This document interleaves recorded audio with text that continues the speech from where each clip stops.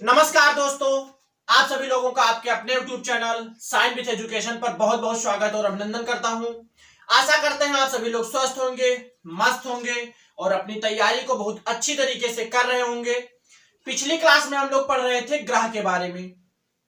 तो ग्रह की परिभाषा क्या होती है, कैसे बनते हैं, इन सब के बारे में हम लोग पिछली क्लास में बात किए थे। आज हम लोग पढ़ेंगे कि हमारे सौरमंडल में जो 8 ग्रह होते हैं उन्हीं को एक एक करके समझेंगे और आगे बढ़ेंगे। तो बिना किसी देरी किए सबसे पहले लिखिए, मतलब हेडिंग डालिए बुध ग्रह।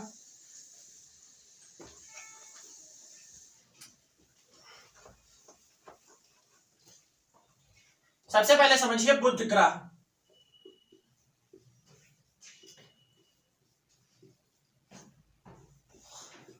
मरकरी, अगर बात किया जाए कि बुध ग्रह क्या होते हैं तो सबसे पहले समझ लीजिए कि यह जो बुध ग्रह है, मरकरी है, यह सूर्य का सबसे नजदीक ग्रह है। सूर्य का सबसे नजदीक ग्रह है, इसीलिए यहाँ का जो तापमान होता है वो सबसे अधिक होता है। और इसका स्वयं का ना तो उपग्रह और ना ही यहाँ पर वायुमंडल होते हैं।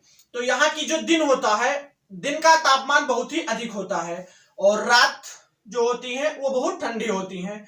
तो इन्हीं सब पॉइंटों को नोट करते हुए और हम लोग आगे बढ़ेंगे। तो सबसे पहले लिखिए पहला पॉइंट इसमें,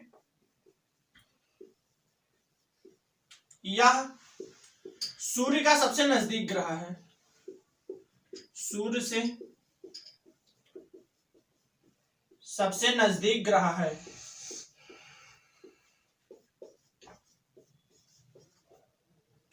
यह सूर्य से सबसे नजदीक ग्रह है और इसका मतलब मरकरी पर ना तो इसका स्वयं का उपग्रह नहीं है, लिख लीजिए इसमें,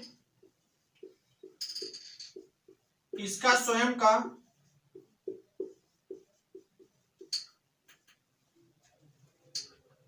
उपग्रह नहीं है। यह सूर्य के सबसे नजदीक होने के कारण यहां का जो दिन होता है तो दिन का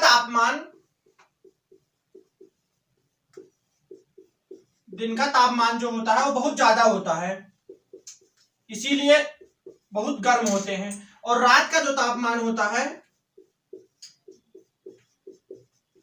रात का ताप कम होता है, इसलिए रातें जो होती हैं वो ठंडी होती हैं।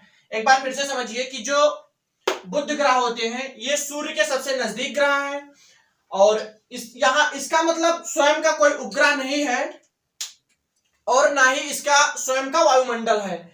यहां पर मतलब ये सूर्य के सबसे नजदीक है, इसलिए यहाँ जो दिन का तापमान होता है वो सबसे अधिक होता है और रात का तापमान सबसे कम होता है। तो जो दिन होते हैं वो बहुत गर्म होते हैं और रातें जो होती हैं वो बहुत ठंडी होती हैं। इन पॉइंटों को आप सभी लोग सबसे पहले नोट कर लीजिए, फिर हम लोग पढ़ेंगे इनके घूर्णन के बारे में। अगर इनके घूर्णन की बात किया जाए तो ये 59 दिन में घूर्णन और 88 दिन में पूरा परिक्रमण करते हैं। तो सबसे पहले इसको नोट कर लीजिए, फिर हम लोग नेक्स्ट पॉइंट की ओर बढ़ेंगे कि इनका जो घूर्णन है वो 59 दिन और परिक्रमण 88 दिन में ये करते हैं। तो आशा करते हैं आप सभी लोग इसको नोट कर चुके होंगे।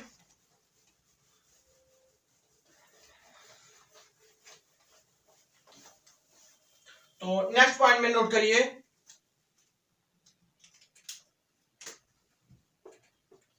ये घूर्णन 59 दिन में और परिक्रमण 88 दिन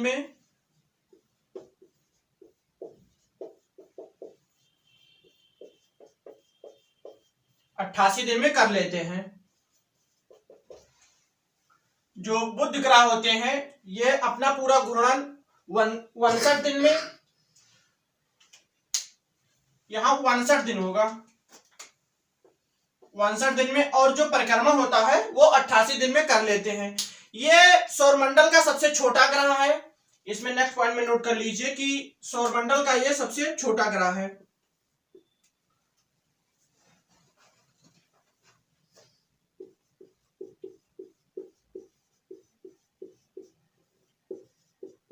यह सौरमंडल का सबसे छोटा ग्रह है। तो अगर अब आपसे पूछा जाता है कि सौरमंडल का सबसे छोटा ग्रह क्या है, तो आपका जवाब होगा बुध या मरकरी। सबसे छोटा ग्रह है सौरमंडल का, यह सबसे छोटा ग्रह है। और इसके वायुमंडल मतलब यहाँ पर तापमान ज्यादा होता है और इसका स्वयं का वायुमंडल नहीं है, इसलिए इस पर जीवन संभव नहीं है। तो नेक्स्ट पॉइंट में नोट कर लीजिए कि इस पर जीवन संभव नहीं है।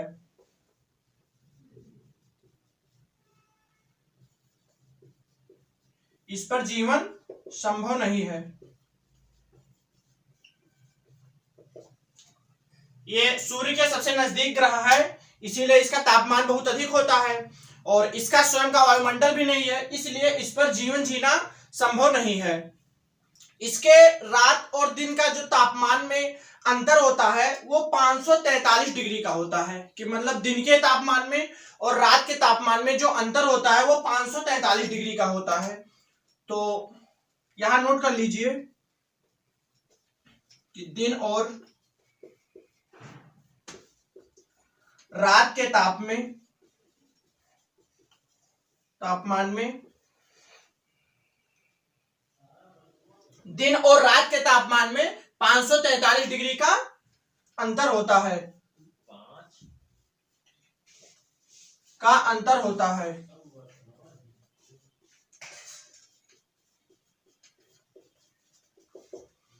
इसको नोट कर लीजिए। एक बार फिर से समझ लीजिए कि जो बुध ग्रह होते हैं ये सूर्य का सबसे नजदीक ग्रह है। इसका स्वयं का ना तो वायुमंडल और ना ही स्वयं का उपग्रह है। ये अपना घूर्णन 59 दिन में और परिक्रमण 88 दिन में करता है। सौरमंडल पर मतलब सौरमंडल का यह सबसे छोटा ग्रह है और इसके रात और दिन में जो तापमान का अंतर होता है वो 543 डिग्री सेल्सियस का होता है। इसका तापमान बहुत अधिक है, इसीलिए बुध ग्रह पर जीवन संभव नहीं है। तो इसको आप सभी लोग सबसे पहले नोट कर लीजिए, फिर हम लोग पढ़ेंगे शुक्र ग्रह के बारे में, वेनस के बारे में। तो सबसे पहले आप सभी लोग इसको नोट कर लीजिए, फिर हम लोग समझेंगे। तो अब अगर यहां से क्वेश्चन आता है कि सौरमंडल का सबसे छोटा ग्रह कौन सा है, तो आपका आंसर होगा बुध ग्रह। यहां से क्वेश्चन पूछा जाता है एग्जाम में, तो ये सब बहुत ध्यान से समझिएगा। आशा करते हैं आप सभी लोग नोट कर चुके होंगे। अब हेडिंग डालिए शुक्र ग्रह।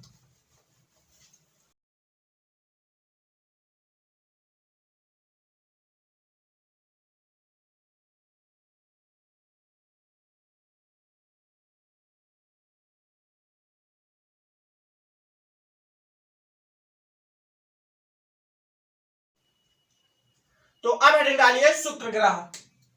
अगर शुक्र ग्रह की बात किया जाए, शुक्र मतलब वीनस, अगर इसकी बात किया जाए तो ये सौरमंडल का सबसे चमकीला और सबसे गर्म ग्रह है। इसका स्वयं का वायुमंडल है, लेकिन इसका भी स्वयं का बिल्कुल बुध की जैसे ही उपग्रह नहीं है। तो इसमें सबसे पहले पॉइंट लिखिए, या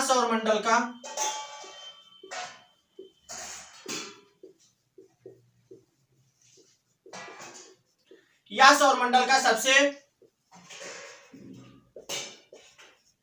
चमकीला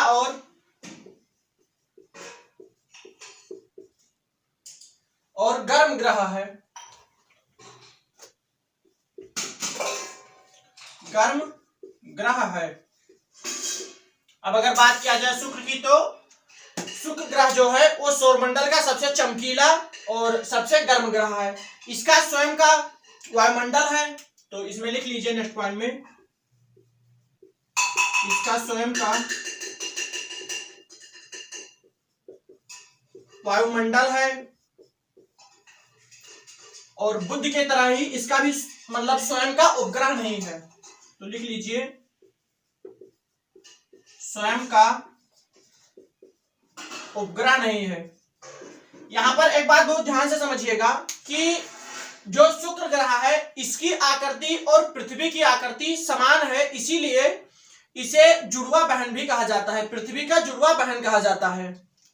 एक बार फिर से समझिए कि जो शुक्र ग्रह की आकृति है वो पृथ्वी के आकृति के समान है, इसीलिए शुक्र ग्रह को जुड़वा बहन भी कहा जाता है, पृथ्वी का बहन या पृथ्वी का जुड़वा बहन भी कहा जाता है।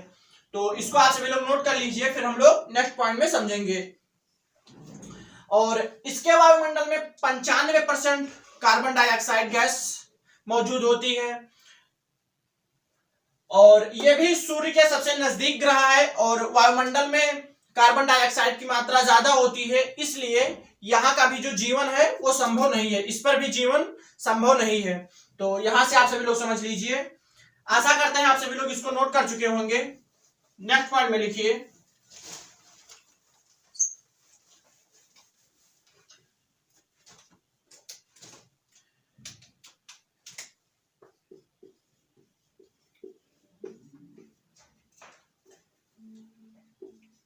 इसके वायुमंडल में 95% कार्बन डाइऑक्साइड गैस होती हैं, गैस पाई जाती हैं, और कार्बन डाइऑक्साइड की मात्रा अधिक होने के कारण और सूर्य के नजदीक होने के कारण ही इस पर भी जीवन संभव नहीं है। तो यहां से समझ लीजिए। अब नेक्स्ट पॉइंट में लिखिए कि इसकी जो आकृति है वो पृथ्वी के समान है। तो यहां से लिखिए, पृथ्वी की आकृति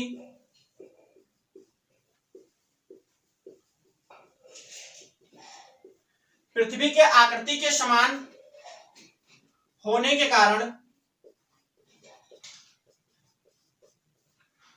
कारण इसे पृथ्वी का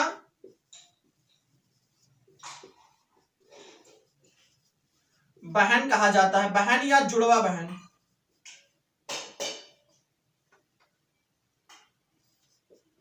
जुड़वा बहन कहा जाता है। अब यहां से क्वेश्चन आता है कि पृथ्वी का जुड़वा बहन किस ग्रह को कहा जाता है, तो आपका आंसर होगा शुक्र ग्रह। इसके वायुमंडल में 95% कार्बन डाइऑक्साइड मौजूद होती हैं, और ये सूर्य के नजदीक है, इसीलिए यहां पर भी मतलब शुक्र ग्रह पर भी जीवन संभव नहीं है। अब इसमें नेक्स्ट पॉइंट नोट करिए कि जो शुक्र ग्रह है ये शाम में पश्चिम की ओर और सुबह में पूर्व की ओर दिखाई देता है, इसीलिए इसे भोर तारा भी कहा जाता है। तो सबसे पहले इसको नोट कर लीजिए, फिर हम लोग नेक्स्ट पॉइंट की ओर बढ़ेंगे कि जो शुक्र ग्रह है ये शाम में पश्चिम की ओर और सुबह में पूर्व की ओर दिखाई देने के कारण इसे भोर तारा भी कहा जाता है। भोर तारा या सांझ तारा भी कहा जाता है। तो इसमें नेक्स्ट पॉइंट नोट करिए,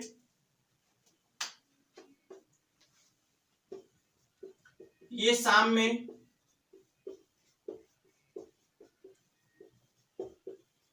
पश्चिम की ओर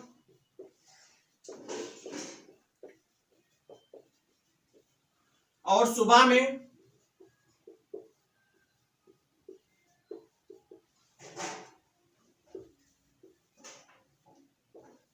पूरब की ओर दिखाई देने के कारण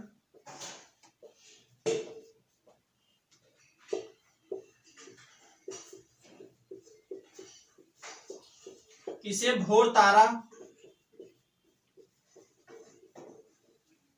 भी कहा जाता है।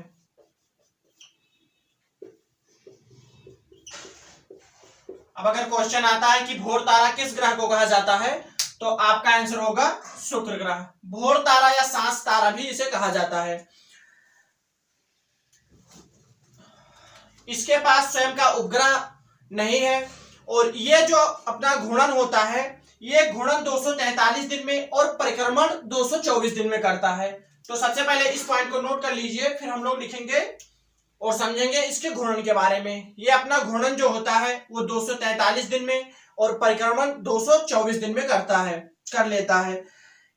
इसका भी मतलब इसके वातावरण में कार्बन डाइऑक्साइड ज्यादा और सूर्य के सबसे नजदीक मतलब होने के कारण भी यहां पर जीवन संभव नहीं है। तो इसको आप सभी लोग सबसे पहले नोट कर लीजिए।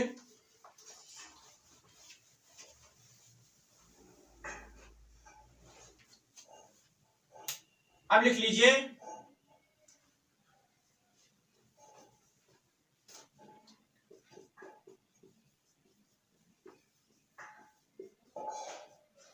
ये अपना घूर्णन 243 दिन में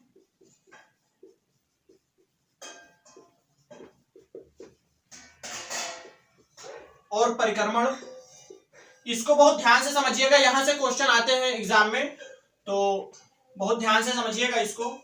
ये घूर्णन 243 दिन में और परिक्रमण 224 दिन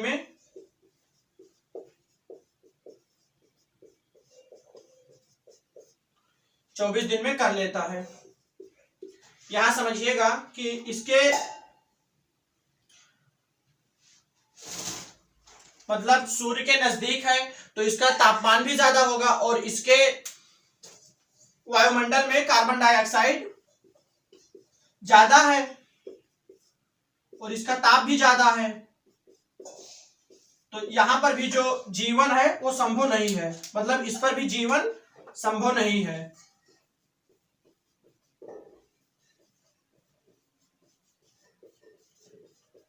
जीवन संभव नहीं है। तो आशा करते हैं आप सभी लोग शुक्र ग्रह और बुध ग्रह समझ गए होंगे।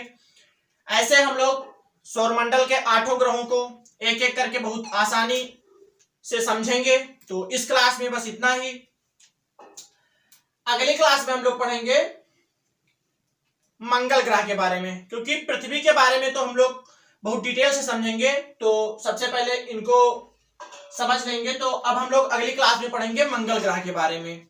तो आपको क्लास कैसे लगी कमेंट बॉक्स में जरूर बताएं और अपने क्लास को सभी दोस्तों में शेयर करें, सब्सक्राइब करें और लाइक करें। बेल आइकन प्रेस करना ना भूलें, जिससे कि हमारे क्लास का नोटिफिकेशन आप सभी लोगों तक पहुंचता रहे और अपनी तैयारी को मजबूती से बनाते रहें। तो मिलते हैं अगली क्लास में एक नई जोश और नए उमंग के साथ। तब तक के लिए जय हिंद, जय भारत।